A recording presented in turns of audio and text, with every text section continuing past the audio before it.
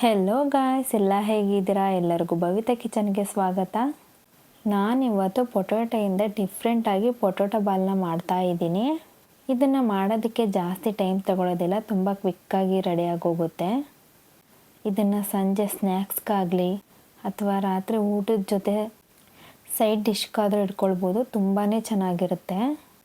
ನೀವು ಈ ರೀತಿ ಒಂದ್ಸತಿ ಟ್ರೈ ಮಾಡಿ ಮತ್ತೆ ಮತ್ತೆ ಮಾಡ್ತಾನೆ ಇರ್ತೀರಾ. ಬನ್ನಿ ಪೊಟೊಟೊ ಬಾಲ್ನ ಹೇಗೆ ಮಾಡೋದು ಅಂತ ನೋಡೋಣ. ಮೊದಲಿಗೆ ನಾನಿಲ್ಲಿ ಮೀಡಿಯಮ್ ಸೈಜ್ದು 4 ಆಲೂಗೆಡ್ಡೆನ ತೊಗೊಂಡಿದ್ದೀನಿ. ಸ್ವಲ್ಪ ಚೆನ್ನಾಗಿರೋದನ್ನು ತಗೊಳ್ಳಿ. ಇದನ್ನೀಗ ಆಲೂಗೆಡ್ಡೆನ ಮೇಲ್ಗಡೆ ಸಿಪ್ಪೆಲ್ಲ ತೆಗೆದುಕೊಂಡು ನಾನಿಲ್ಲಿ ಮೀಡಿಯಮ್ ಸೈಜ್ದಾಗಿ ಕಟ್ ಮಾಡ್ಕೊಂಡಿದ್ದೀನಿ. ನೀವು ಈ ರೀತಿ ಕಟ್ ಮಾಡ್ಕೊಳ್ಳೋದ್ರಿಂದ ಆಲೂಗೆಡ್ಡೆ ಒಂದು 5 ನಿಮಿಷದಲ್ಲೇ ಬೆಂದೋಗ್ಬಿಡುತ್ತೆ.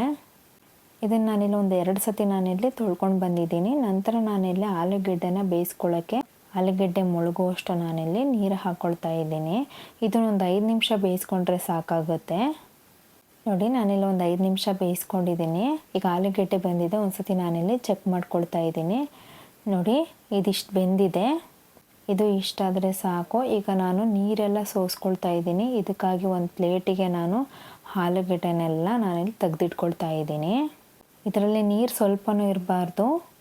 ನೋಡಿ, ನೀರೆಲ್ಲ ತಕ್ಕೊಂಡು ನಾನಿಲ್ಲಿ ಒಂದು ಪ್ಲೇಟಿಗೆ ಹಾಕ್ಕೊಂಡಿದ್ದೀನಿ. ಇದನ್ನೀಗ ನಾವಿಲ್ಲಿ ಚೆನ್ನಾಗಿ ಸ್ಮ್ಯಾಶ್ ಮಾಡ್ಕೊಳ್ಬೇಕಾಗತ್ತೆ. ನಾವು ಗಂಟಿಲ್ದಂಗೆ ಚೆನ್ನಾಗಿ ಸ್ಮ್ಯಾಶ್ ಮಾಡ್ಕೊಳ್ಬೇಕಾಗತ್ತೆ, ಇಲ್ಲಾಂದರೆ ಪೊಟೊಟೊ ಬಾಲ್ ಚೆನ್ನಾಗಿ ಬರೋದಿಲ್ಲ. ಖಂಡಿತ ನೀವು ಒಂದ್ಸತಿ ಟ್ರೈ ಮಾಡಿ, ತುಂಬಾ ಚೆನ್ನಾಗಿರುತ್ತೆ.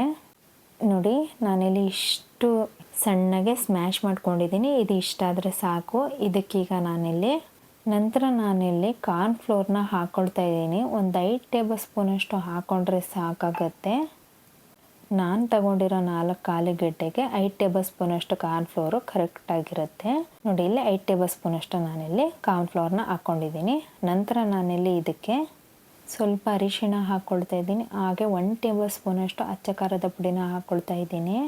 ಹಾಗೆ ರುಚಿಗೆ ತಕ್ಕಷ್ಟು ಉಪ್ಪನ್ನ ಹಾಕ್ಕೊಂಡು ನಾನಿಲ್ಲಿ ಚೆನ್ನಾಗಿ ಮಿಕ್ಸ್ ಮಾಡ್ಕೊಳ್ತಾ ಇದ್ದೀನಿ.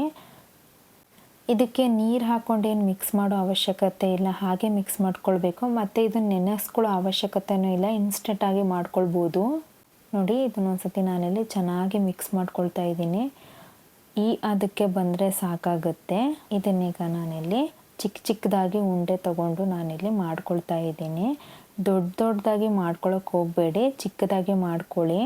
ನೋಡಿ, ಈ ರೀತಿ ನಾನು ಎಲ್ಲವನ್ನು ಕೂಡ ಮಾಡ್ಕೊಳ್ತೀನಿ. ಇದನ್ನೀಗ ಒಂದು ಪ್ಲೇಟಿಗೆ ಹಾಕ್ಕೊಳ್ತಾ ಇದ್ದೀನಿ. ನೋಡಿ, ಅದೇ ರೀತಿ ಇನ್ನೊಂದನ್ನು ಕೂಡ ನಾನಿಲ್ಲಿ ಚಿಕ್ಕದಾಗಿ ನಾನಿಲ್ಲಿ ಉಂಡೆ ಮಾಡ್ಕೊಳ್ತಾ ಇದ್ದೀನಿ. ನೋಡಿ, ಈ ಥರ ಮಾಡೋದ್ರಿಂದ ಬೇಗನೆ ನಾವು ಮಾಡ್ಕೊಳ್ಬೋದು. ನಾನೀಗ ಎಲ್ಲವನ್ನು ಅದೇ ರೀತಿಯಲ್ಲಿ ನಾನಿಲ್ಲಿ ಮಾಡ್ಕೊಂಡಿದ್ದೀನಿ. ನಂತರ ನಾನಿಲ್ಲಿ ಇದನ್ನು ಫ್ರೈ ಮಾಡ್ಕೊಳ್ಳೋದಕ್ಕೆ ನಾನು ಎಣ್ಣೆ ಇಟ್ಕೊಂಡಿದ್ದೀನಿ. ಎಣ್ಣೆ ಎಲ್ಲ ಬಿಸಿಯಾಗಿದೆ. ಈಗ ನಾನಿಲ್ಲಿ ಉಂಡೆನ ಒಂದೊಂದಾಗೆ ಹಾಕ್ಕೊಳ್ತಾ ಇದ್ದೀನಿ. ನೋಡಿ, ಈಗ ಎಲ್ಲವನ್ನು ಹಾಕ್ಕೊಂಡಿದ್ದೀನಿ. ನೀವು ಹಾಕಿದ ಕೂಡಲೇ ಇದನ್ನು ಮಿಕ್ಸ್ ಮಾಡ್ಕೊಳ್ಳೋಕೆ ಹೋಗಬೇಡಿ. ಒಂದು ನಿಮಿಷ ಬಿಟ್ಟರೆ ಸಾಕಾಗುತ್ತೆ ಇದಕ್ಕೆ. ನಂತರ ನೀವಿಲ್ಲಿ ಮಿಕ್ಸ್ ಮಾಡ್ಕೊಳ್ಬೇಕಾಗುತ್ತೆ. ನಾನು ಮಾಡ್ಕೊಂಡಿರೋದನ್ನೇ 2 ಬ್ಯಾಚಾಗಿ ನಾನಿಲ್ಲಿ ಫ್ರೈ ಮಾಡ್ಕೊಳ್ತಾ ಇದ್ದೀನಿ. ಇದನ್ನೀಗ ಗೋಲ್ಡನ್ ಬ್ರೌನ್ ಕಲರ್ ಬರೋ ತನಕ ನಾವಿಲ್ಲಿ ಫ್ರೈ ಮಾಡ್ಕೊಳ್ಬೇಕಾಗುತ್ತೆ. ಇದು ಫ್ರೈ ಆಗೋದಕ್ಕೆ ಜಾಸ್ತಿ ಟೈಮ್ ತೊಗೊಳ್ಳಲ್ಲ, ಒಂದು 4 ನಿಮಿಷ ತೊಗೊಳುತ್ತೆ ಅಷ್ಟೇ. ನೋಡಿ, ಇದು ಗೋಲ್ಡನ್ ಬ್ರೌನ್ ಕಲರ್ ಬಂದಿದೆ. ಇದು ಈ ಕಲರ್ ಬಂದರೆ ಸಾಕು. ಇದನ್ನೀಗ ನಾನಿಲ್ಲಿ ಎಲ್ಲವನ್ನು ನಾನಿಲ್ಲಿ ಎತ್ತಿಟ್ಕೊಳ್ತಾ ಇದ್ದೀನಿ. ನೋಡಿ, ಇದಕ್ಕೆ ಆಗಿದೆ. ಇದನ್ನೀಗ ನಾನಿಲ್ಲಿ ಒಂದು ಪ್ಲೇಟಿಗೆ ಹಾಕ್ಕೊಳ್ತಾ ಇದ್ದೀನಿ. ಹಾಗೆ ಇನ್ನೊಂದು ಬ್ಯಾಚ್ನೂ ಕೂಡ ನಾನಿಲ್ಲಿ ಅದೇ ರೀತಿ ಬಿಟ್ಕೊಳ್ತಾ ಇದ್ದೀನಿ.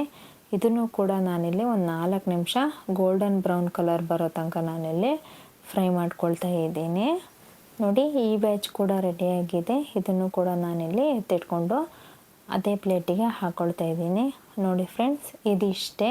ಸಂಜೆ ಟೈಮ್ ಏನಾದರೂ ಹಸಿವಾದರೆ ನೀವು ಇದನ್ನು ಕ್ವಿಕ್ಕಾಗಿ ಮಾಡ್ಕೊಳ್ಬೋದು, ಜಾಸ್ತಿ ಟೈಮ್ ತಗೊಳ್ಳೋದಿಲ್ಲ.